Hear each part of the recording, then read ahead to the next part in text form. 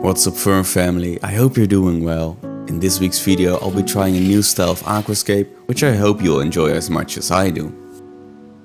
A couple weeks ago me and my girlfriend went down to my local fish store, and in the store my girlfriend noticed the Peacock Gudgeons. She was immediately fond of them and asked me if I wanted to make an aquarium for these guys. Needless to say, I brought the gudgeons and some other fish I think will look really cool alongside them home and put them in my quarantine tank. Now they've been going through quarantine for about a month now, so I'd say it's about time we make them a proper aquascape. And to do that, we're gonna use this tank right here.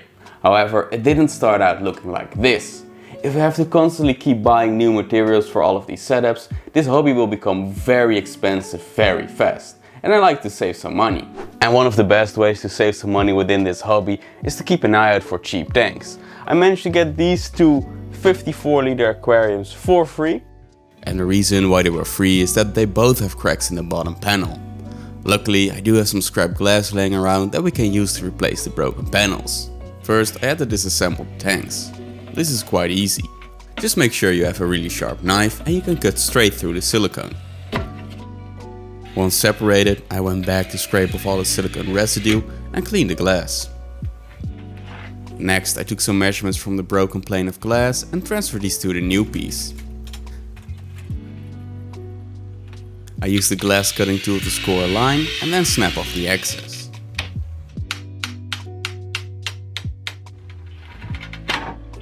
I sanded down the edges with wet sandpaper and then I could assemble everything. I taped off the glass for cleaner beads of silicone and wiped down the edges with isopropyl alcohol.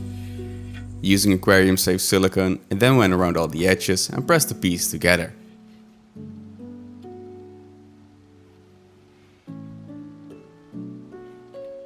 I used masking tape to hold the corners in place, applied some more silicone to the inside, smoothed everything out with my finger and then removed the tape on the inside. The tank was then left to cure for 48 hours, after which I could clean up the external beads and do a water test. It held water perfectly. And finally, I also painted the back of this tank black. And just like that, we created a beautiful 54-liter rimless aquarium. Now, since this is a rimless tank, we need to use a foam leveling mat underneath. These can be really annoying to work with if they're not attached to your tank, so I like to stick these to the bottom using double-sided tape.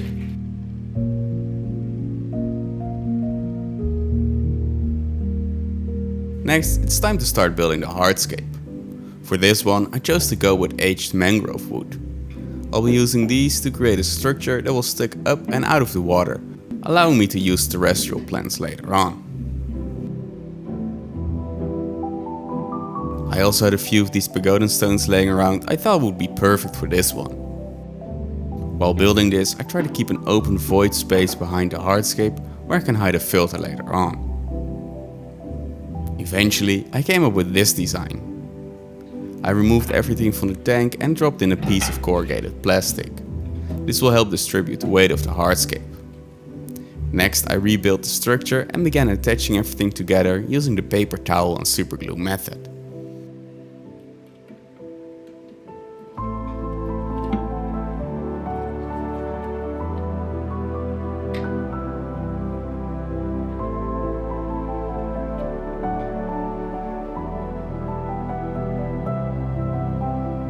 Once it was all attached together, I took the whole structure out of the aquarium so I could more easily hide all the glue marks. To do this, I'll first apply more superglue and then add some cocoa fiber on top. The excess can be brushed away and I'm left with a natural looking connection between the wood and the rocks.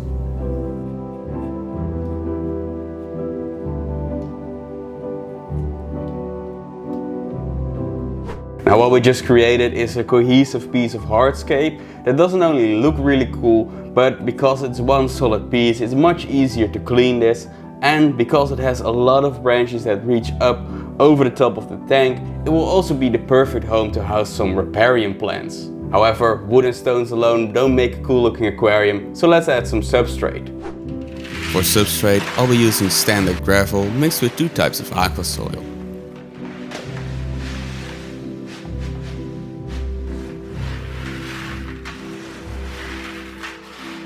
And once mixed together, you can barely tell there's aqua soil in there.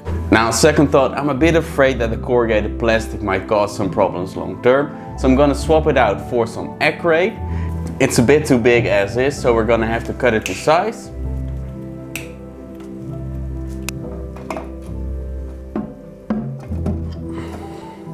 Now we can move the tank to the stand and add the substrate.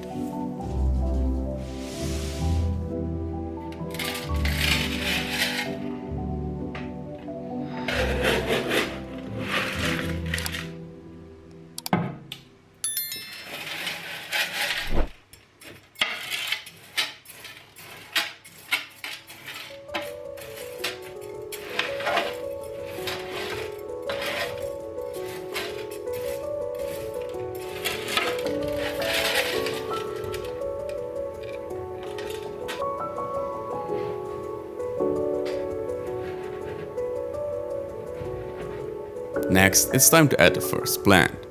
I started out by planting Alternanthera reinecki in the back left corner. This plant has the potential to break the water's surface and continue to grow immerged. I think that would look really good in this setup. Next, it's time to address filtration. To start, I'm gonna use a pre-cycled sponge filter hooked up to a USB airstone. This will be just fine to filter a tank like this, but I do plan on swapping it out for a small internal filter later on. Now let's add some water so we can add more plants.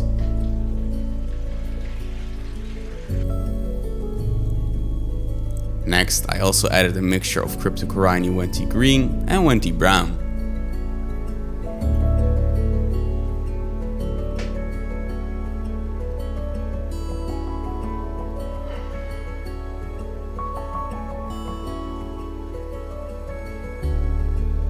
Rehydrated some sphagnum moss and began adding the terrestrial plants.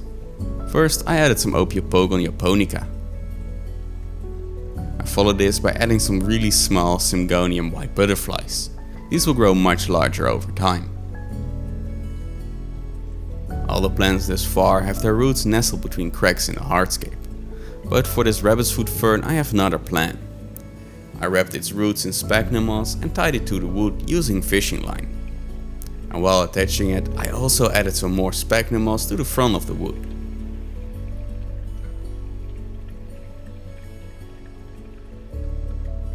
Next, I added another fern wrapped in sphagnum moss.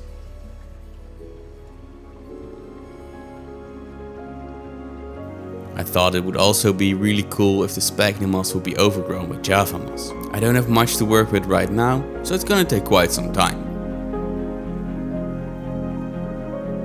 To give it also more detail, I added a few cuttings of Ficus pumila corsifolia and Margravia mini. And the final touch was to add some of these Bucephalandra Thea green.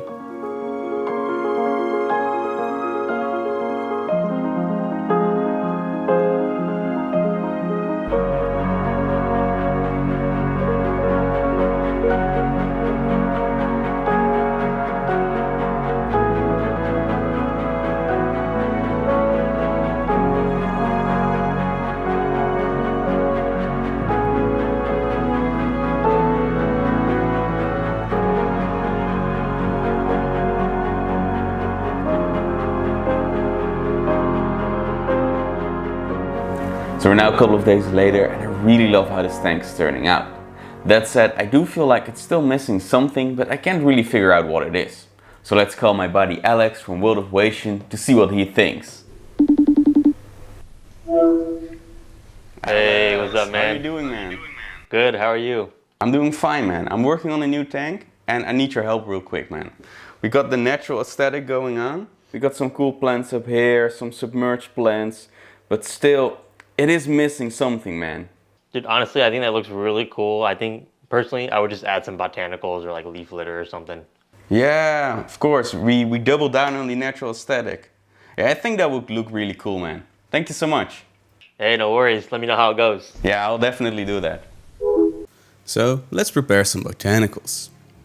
I got some small leaves, sticks, and a few of these cool seed pods. I boiled all of them for roughly 30 minutes and let them cool down before adding them to the tank. Boiling these will make them sink right away and make sure they're free of pests. While boiling these, they release some tannins that I don't want to let go to waste, and since we're going for a natural looking aquarium, I think the tinted look would look super cool on this tank. I don't know about you guys, but I'm tired of looking at an empty tank. Let's add the fish. For this one I have 4 Amano shrimp, 8 Ember Tetra, and of course a pair of Peacock Gudgeons. This is quite a light stocking, so I might add some more fish later on. If you have any suggestions, definitely let me know down in the comments. Oh, and I almost forgot, there are also a few of these bladder snails in there.